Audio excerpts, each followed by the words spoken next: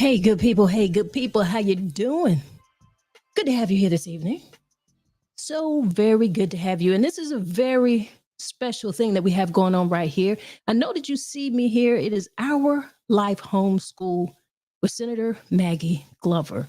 And what an honor to have, Miss Glover here in our presence. You hear the title of the show, and it is Our Life Homeschool. Education starts at home. It's important to know where you're from. Do you know where you're from? What do you know about your community? Do you know the people who are in your community? Do you know special things about your state, special things about your neighborhood? Those are some things that we really need to be asking ourselves. And if you are unaware of who Senator Maggie Glover is, let me just read off a few of my notes because you really need to know. Okay. Now, I'll start here in 1983. And of course, her life began much earlier than that. But in 1983, she was the first Black woman to serve on the Florence School District 1 School Board. She was also the first Black woman elected to the South Carolina State Senate. She was also a member of the House of Representatives. And she has done a number of things in the community, including children theater, the Bushel Arts Foundation. She was also inducted into the Order of the Palmetto. Now, if you are unaware of what that is, she's a recipient of the Order of the Palmetto. That is the highest civilian honor awarded by the governor of South Carolina. It is awarded to South Carolinians who demonstrate extraordinary lifetime achievement service and contributions of national and statewide significance. All right? That's who we have here with us today. How are you doing, Miss Senator Glover? I'm sorry, Senator Glover. How are you? And Maggie will be just fine. I refuse to do that. Well trained, my sister. Well trained. Thank you so very much. And to everybody in the listening audience, please understand how blessed Maggie is today. Because, ladies and gentlemen, with Sister Tanya, this is Maggie's first podcast. First time with earphones and trying to maneuver in her high-tech world. And I am so very honored by you seeing worth enough in somebody like me. I tell you what, to have you on this podcast. Listen, we have to have you. We need the person with the knowledge. Listen, I can do these technical things, but I don't have any of the stuff that you bring to the table here. This is you. And I just want to go ahead and give some shout outs to my producer back here behind the scenes, Miss Yolanda Dees. Because it takes a lot to get this done. So we got to give her flowers here behind the scenes. It's the people behind the scenes too. Yeah. All right. But we had to do this because often, young people these days, we have this technology. You're talking about the technology, right? And they've got their headphones in, they got their iPods, their iPhones, whatever it is, their own computers. But what is it that they really know? Do they know where they're from? I often ask myself that, and I want to ask them that. And who better to share something to young people and share things with our community than you? And that's why we're doing this. And that's why it is also called, it's Our Life Homeschool, because you said it right before the show. We were talking before the show and you was like, if you don't know where you're from, I'll let you say it. Yes, if young people, any and everybody, if you don't know from whence you have come, you will find it extremely difficult to move forward. You have no foundation. even the Bible tells us, and man has interpreted it into its building of this country and this world. Everything, the house, everything has a foundation, and it is most often a solid brick, cement, uh, clay, dirt, but a foundation. And you build upon your foundation. We were talking in the beginning because I was explaining to them about these earphones and all of the technology. And I had to remind them that when I was their age, as a high school, well, starting in elementary school, when we left home as a young lady, my mother made sure that I had my dime and that I had a napkin and a lip gloss. Or then it was Vaseline in a tube, but that I had these things, and the dime was of the utmost importance, because if anything should happen, I would need my dime to go find a payphone booth to call my mama and tell her what was wrong. And by the time I got to high school, it had gone up to a quarter. So I always had a quarter. But that was what that was for. And young people today, uh, in the nursery, their cell phones. Now, they know this technology, and for them to truly appreciate how far people have come, and for us, how far Black folk have come, and how much farther they are now required to take us. They've gotten the cell phone, they got high tech. So now, where are we going? And they must answer that. And that's the thing I love so about your title, Homeschool, Our Life. Homeschool, Our Life. Because honestly, that's where life for us all began. Home. When you got to kindergarten, first grade, or got to school, they were simply continuing your education, because the basics, mama, grandmama, daddy, grandpapa, everybody, there was no such thing as you sent a child out in the world who can't stand up, shoulders back. My name is, and whatever your name is, and I live at, and give them the address. You had to show. That was to show mom and dad got it going on. And now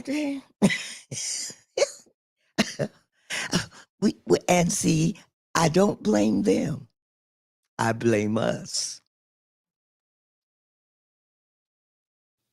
You're right. You're right. And when you look at what's going on these days within the school system, you know, a lot of the times I feel like people want to blame, they want to place blame and expect a school to do so much. But you said it right there. Mm-hmm. That started at home. Mm-hmm. Mama taught you how to present yourselves, and you bring shame on the family when you go out into these streets and couldn't represent. Oh no. Mm-mm. And the village made sure those people all around you, your family, the neighbors, the people that you knew and met and worked with at church, at church, again, something else we have evolved away from. But if not the physical building, at least give children, particularly African American children, must have the armor and shield. That too was a part of homeschooling. Homeschooling. Your parents took you because you were going to church.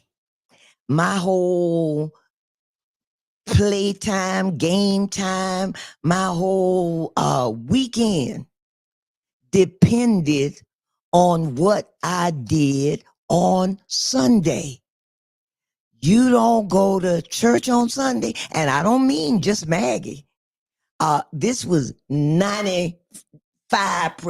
Yeah, I'll give 5, because no, all of them were not perfect parents either, and certainly none of the children.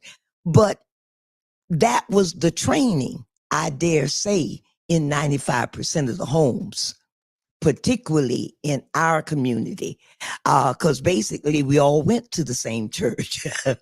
And so you had to have that armor and shield, and you got that at church, in your Sunday school class, in the Bible verses and the prayers that you were taught at home.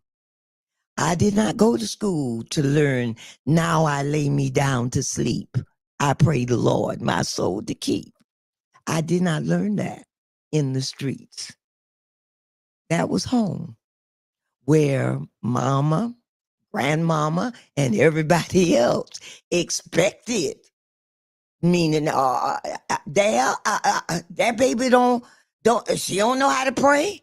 She came here and didn't wash her hand.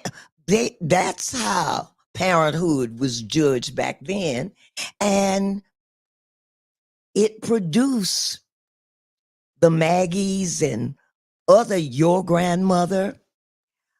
It produced Shalanda's grandmother, whom my uncle dated. That's how. That's how. That was another thing. In your community, you know the people. You know all of them. So why do you think we have gotten away from community? Because we're supposed to be smarter. Yes, but I always tell people, my generation of parents, honestly, did not pass on to our children all that was passed on to us. And we got an opportunity to make a little more money than our parents did. And we got caught up in the television and what the media said was a good family life. And please remember, none of them at that time, during my time, looked like me. And so the model became their families. And we, so many of the parents drifted to trying to be like the Joneses. And we started buying material things. Our kids, even though we get assistance, federal assistance, but my kid got on the Air Jordans too. and the polo shirts. Well, I will call names anymore. I sincerely apologize for that. But the name brands, they we got into that kind of thing and what you look like. And we, you know, if you go into the average home, kids today have their own rooms. They got widescreen TVs on the wall, cell phone in one hand, game board in the other. And you know, they come in with these ear pods in. Sometimes they speak, most times no. And they go on into their rooms and, you know, moms and dads exhale because, whew, I thought they were going to ask me something, which meant you'd have to give up some of your time to now talk about homeschooling. No. And so it just became part of what you do. It's the modern way. I got to ask you this. Mm-hmm. So, what is it going to take for that young girl who is growing up right now somewhere within our local community to become a school board member, to become a senator? Because you have a blueprint. How did you get there, and how are we going to get our young people there? It's going to require us as a people to, with all deliberate speed, the church must go back to churching, and the home must go back to homeschooling. How do we get today's young lady there? It's going to require each and every elder sister that she or he comes into is to reach out and pour into them. It is, and it has to be the mindset. It has to be the mindset of the people. The family itself has got to make that now the new foundation. This is what we are building on. And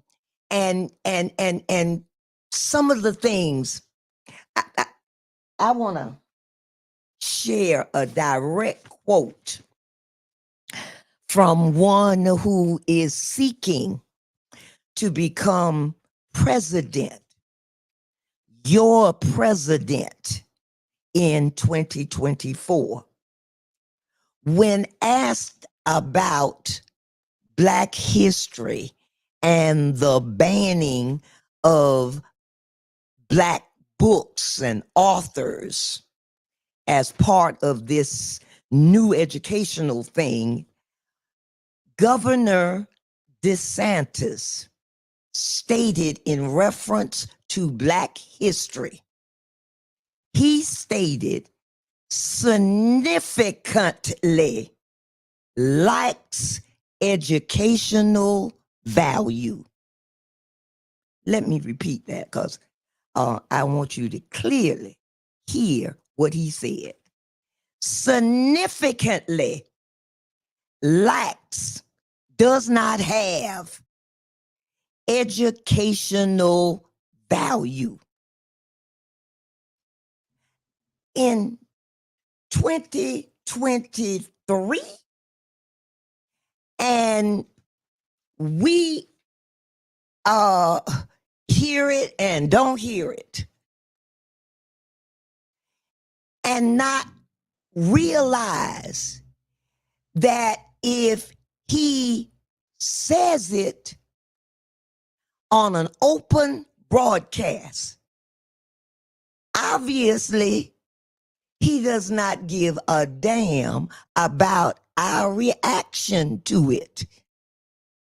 And most often, like so many others, still didn't give a damn even if we reacted, because what is foundational in their community is we Black folk will fuss about anything for about 2 weeks. They bank on the fact that at the end of the 2 weeks, oh, they'll go sit down. Why, pray tell? And this is what is so wonderful about our ancestors. Why would I even ask someone with that kind of mindset to be in charge of educating my child? Why do you said it, Miss Tanya, at the beginning of this, about the name, home. That's where this belongs. Home. And if you can't define yourself and your child, how you gonna hold the man responsible for that? How does that work? We have got to. I'm still, I'm still trying to figure it all out. And as we are approaching our election season, so many young people, millennials, I think could really play a huge, just a major part in what will be done here politically. But how are they being motivated politically? How are we motivating them? How do we get that message through to them? Because you have it. Your generation has it. My generation, we have it. We're voting, but they are the majority. Yes. And again, we've got to go back to those old landmarks. See, when you think about the movement, the civil rights movement that gave us the Civil Rights Bill in 1964 and the right to vote the following year in 1965. We still talking about telephones mounted on the wall or sitting on a desk, a phone booth somewhere in the community, usually by a store, filling station is where they were found. You're talking about television that was still in a console. That was the new look, the console TV. And yet, did not the civil rights movement touch every state in the country and around the world? And they did it by word of mouth, by coming together, this group, and then traveling up the road and instructing the next group how to do that. Remember, they marched. The freedom marches, normally in moving from state to state, every state making the crowd on its way to DC larger. We didn't have any of the stuff, couldn't Google anything, couldn't go to the car and say, take me to, and they'll give you a turn by turn. None of that. Unheard of. A Chromebook, unheard of. We still had cash registers where you punch in the numbers and stood back while a draw popped out. And yet, we were able to change the course of history. We integrated everything. Florence, equally so, had its own participants. We watched. I know well E.J. McIver, school board member now, was one of those persons that tried to integrate Eat More restaurant, which is actually where the highway by the now police station on Dargan Street and across from the new hotel, that little space in there, that used to be where the substation is. That was one of our places. And we were able to honestly to meet there, gather there, and pass the word. And see, we no longer do that. We cheered and to watch these people put hot ice, made these young men hold that hot ice in their hands because they didn't get up off his stools when they were told to get up. There was no segregated downtown Florence. Dargan Street was always there. But on that side, on the Dargan Street side, not Irby. No, that was not your downtown. Your downtown was when you crossed the railroad track at Rainwater's, at Madison Rainwater's building that still houses Thompson's Barber College today. That used to be a furniture store, and it used to be the one where my parents paid their mortgage. But that's I was going to homeschooling about how my mother, we used to have practice about walking where she needed us to go and the route she wanted us to take to go there. She would get off work as a domestic. Yes, my mother cleaned white people's houses.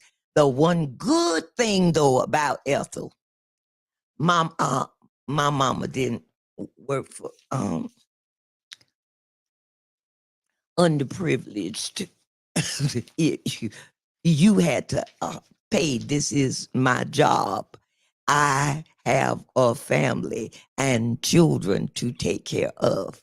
And she worked for the more affluent here. And that too is a whole nother story about what that means for us too.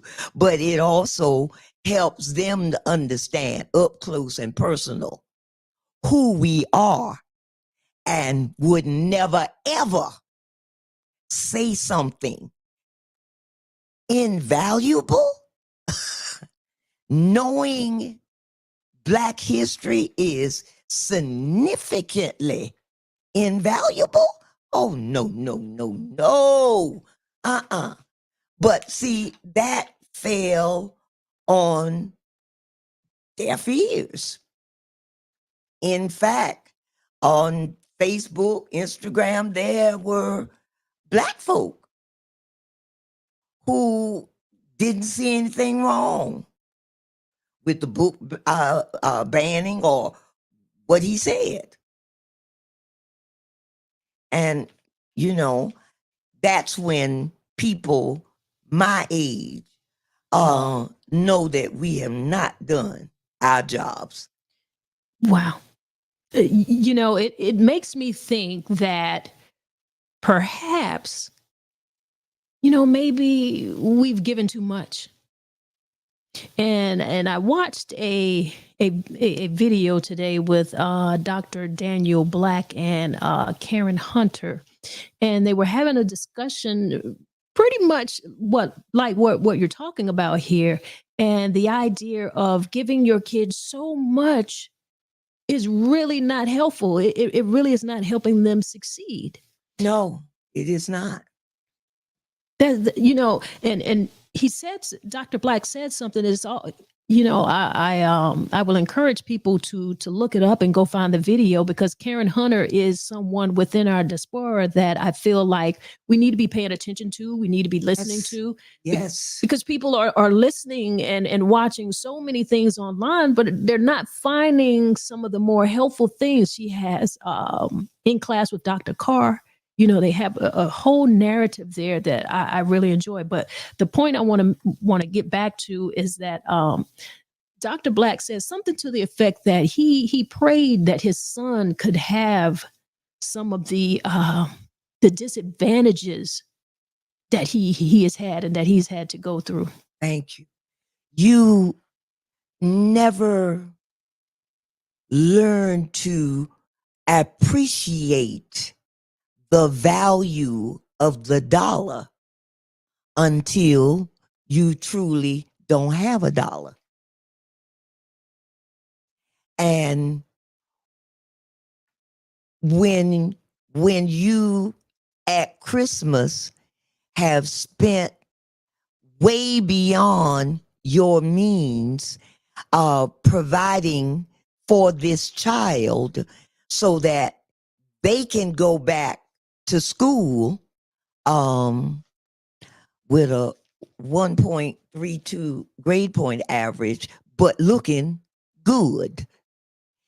And then we are furious when that same kid comes home the afternoon of the first day back from Christmas and they tell you, Johnny got his mama got him a PlayStation, and I ain't got nothing. Nobody got me. When I'm trying to get the rest of the rent money up, and you will come in, I done made sacrifice all to give you what you got. But that's because they don't understand. How does he know that's a struggle? When did you tell him that? When did he learn to value a dollar? How do you teach this life lesson? Life lesson.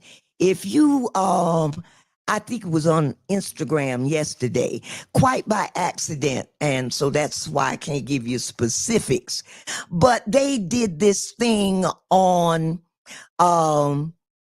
Black NBA players, and they did 50 who had accumulated a lot of money playing NBA basketball. But today, many of them are working and the money is gone. And many of them stated part of the reason was they didn't understand money. All they knew was that they had a lot because some producer, some whatever the guy is that gets them into, they have all of these people who they, just let me buy whatever it is I want, and you take care of the rest. Homes foreclosed upon. One went from owning a McDonald's to literally having to work at a McDonald's. But I found that just and you'd be amazed at the names of brothers now who's automatically said, if I knew then what I know now, it would be different. And you see, that's because, once again, we spend all of our time giving, never teaching how to get it. Never. You know, that's just incredibly. We know that to be fact, and we hear these stories, and yes, it is sad. But you talked about homes being foreclosed on. Yes. Oh, talk about these homes and legacy homes and homes that, you know, for generations people have worked. Talk about that a little bit. Madam Hostess, I'd like to use you as my example. I said to Tanya when I got here, I know Tanya's family. I know her grandmother. And when I came here, and Tanya is in her grandmother's home. And I came in and it was just heartfelt.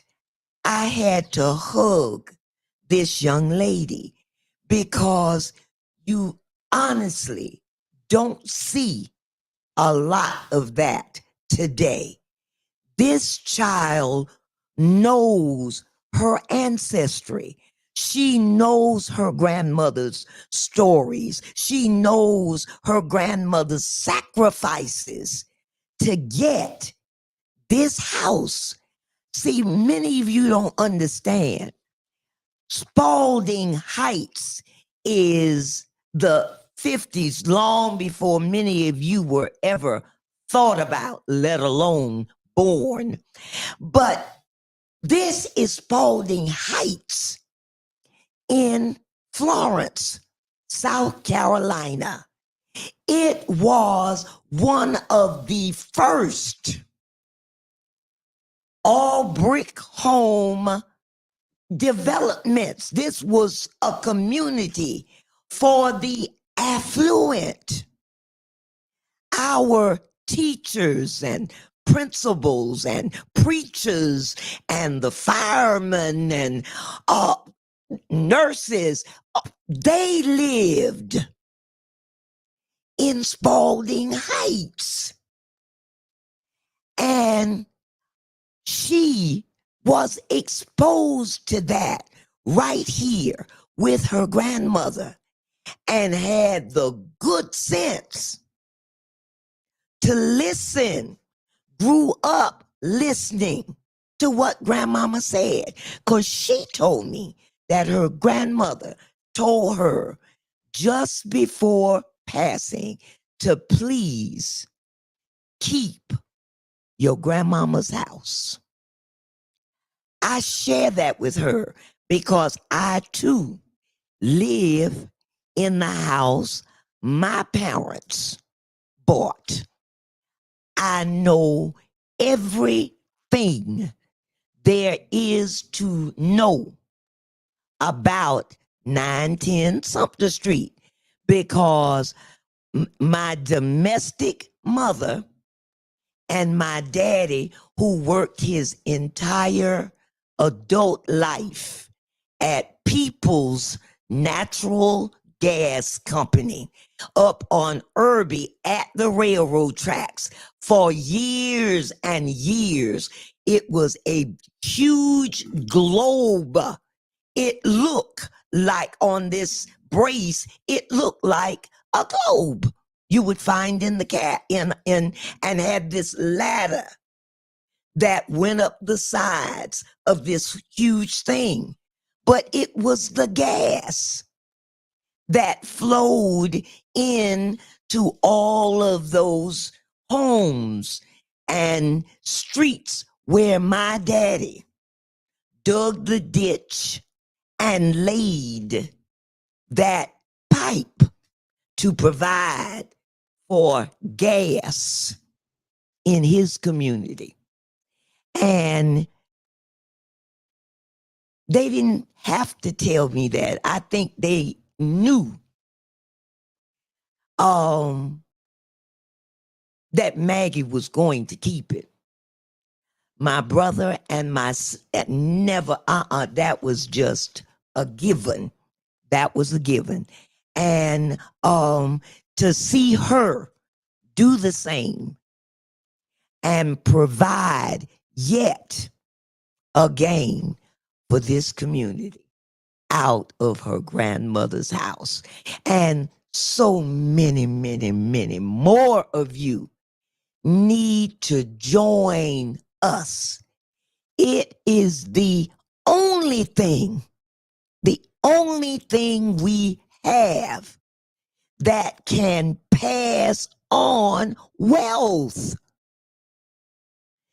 She did not give her car and say, baby, make sure you keep this car. Look, Mrs. Kane knew, that ain't what's happening. Now, Senator Glover, Mm-hmm. you know, it wasn't my intention for you to tell these internet folks all my business. All of it, yes, because I want them to mimic you. I do, because otherwise, like I said earlier, you know, once you're a public figure, you know you are forever that, particularly in my community. So people come and tell me lots of stuff. And it wasn't too long ago that we had the tax auction. You know, they run it in the paper. And they came to me because of people they know I know. And they are prayerful that I at least know some children or somebody, because the property has been auctioned off and bought by somebody else, because children, parents die, grandparents die, and they move away, leaving, no concern. And it's sold for unpaid taxes. Not what it's worth, unpaid taxes. And other people buy your parents' property and immediately start to make a regular income on what was yours. That's the part that gets me, you know, that people don't see the value in it. Even if you don't, because, you know, some kids move away, you know, they end up going to college out of state and they find a job out of state. And that's quite understandable. Yes. But I feel like somebody, you know, within an entire family, somebody has to be able to maintain that family legacy home, get together. Thank you. Among yourselves, like property taxes. I mean, can't you come together and get enough for property taxes? Right. Maintain the property, because I mean, let's be honest, a home not lived in is going to go down. So a home has to have life. Thank you. And there are far too many of us that have, you know, lost. I have lived in the same spot, and most people in Florence already know exactly where I live. And so, but they also remember well the community. And when my now four houses down from me in a family who is, you know, owned that property since Amen. One of the first houses built on Sumter Street, and certainly one that size built on Sumter Street back in the 50s, to now in that very house have the first white family living on Sumter Street. And I'll be honest, I never, ever thought that I would live here long enough to see that. But yes, and all I'm clutching my throughout, pearls. all Clutch my pearls. thank you. Yes, yes, I have my, and happy. Not one iota of problems or dissent from anyone. The first day I saw him, he was out in the driveway, stretching. And I was getting ready to leave for work. And I saw this man, and I immediately stopped because, like I said, white people don't live in my neighborhood, never have. And so to see this gentleman in his running trunks and t-shirt, tennis shoes, and he's stretching, and he takes off straight down the street. And I said, oh my goodness, because one block down, we have a gathering place for my brothers and sisters. And I said, oh my goodness. And so I waited to see how quickly he returned. Well, I want you to know I had to leave for work because no, he did not come running right back. Comfortable, walks to the store. In fact, walks to work. A young adult daughter who also walks up and down the street. Comfortable. And you know what I want to say to that? Like you, I am very surprised to hear that. But I also, what I'd like to say to that is that, I'm not surprised that he did it comfortably. I'm not surprised that he didn't come back sooner. And I'll tell you why, because I know, and I largely know, that we're not dangerous people. That has been the picture painted about us. Thank you, see, wise lady, because that's exactly it. And I thought he would see that many brothers and sisters sitting under a tree, that he would put that with.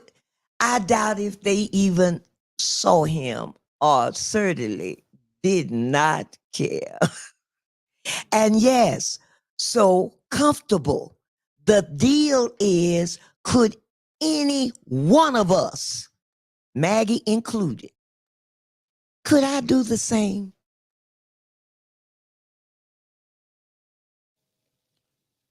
And I'll wait. I'll wait. I'm waiting too. I just want to know. What do you think? What does my Florence think now? Can I do that? Absolutely not. Absolutely not. The police would have been called. Oh, yes. Why are you in this neighborhood? Someone would have wanted to know. Karen was going to want to know Thank you. why you were in the neighborhood. And we don't run like this. Pass this. Oh, yes, yes. But that happens because my children are no longer Tanya's, who understand the sacrifice and also understand the wisdom of what your grandmother asked of you. Because, and if you look at your TVs now, all you young people who are not doing this, in there a commercial, and thank God one of them is by a young black sister who tells you, don't borrow money from the bank if you got a home. Everything your grandmother knew, value in the house and in the land. And you don't let it go for taxes.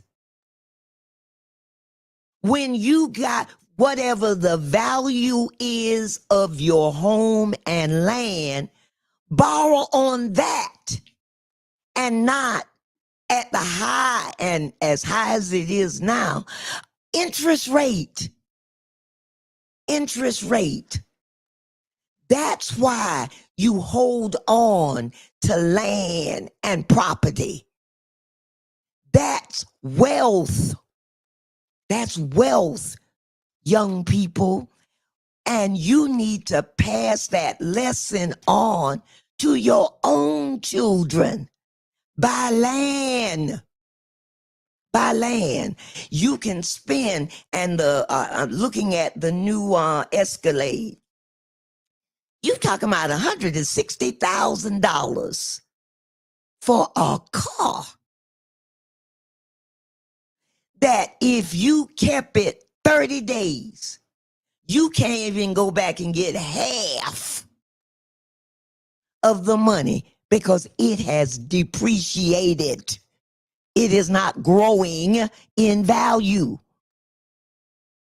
Land, brothers and sisters, land, and at all cost, hold on to it. Hold on to it. It is worth more than you will ever pay in taxes. Do that. Whew, I tell you what, if they're not listening to their mothers and their grandmothers, that is what our homeschool is about here right now. And you gave them a message. You gave a really nice message. I can't even think of a better message to start out with, because first episode here, education starts at home. Yes, please understand that. So talking about the value of home was really, really a great topic. We didn't know, we're going to tell the people, we knew what we wanted to have a general conversation about. Education starts at home, how important that is. But, I just knew that you would be able to have a conversation and there would be some valuable information that you would share with everybody. And definitely you did that. Well, I certainly hope so, because and if you heard anything to anybody listening, pass it on. You be, because God has commanded that of all of us. Teach the children. Teach the children. When you get up in the morning, teach the children. When you go to bed at night, prepare to teach the children. And if we all commit to doing that, we can double up and make up some time. Yes, we got the Tanyas, we got the Shalandras, we got some of my children. If we got this, pass it on, and soon we'll be back to all of us, 95% of us, working from the same foundation. That's what we've got to do. Each one teach one. All right. All right, Senator. Yes. Thank you so You much. are greatly appreciated. That's it, guys. We're going to close this out. And I hope you learned something here today. Learning starts at home. And this is your home. This is our life.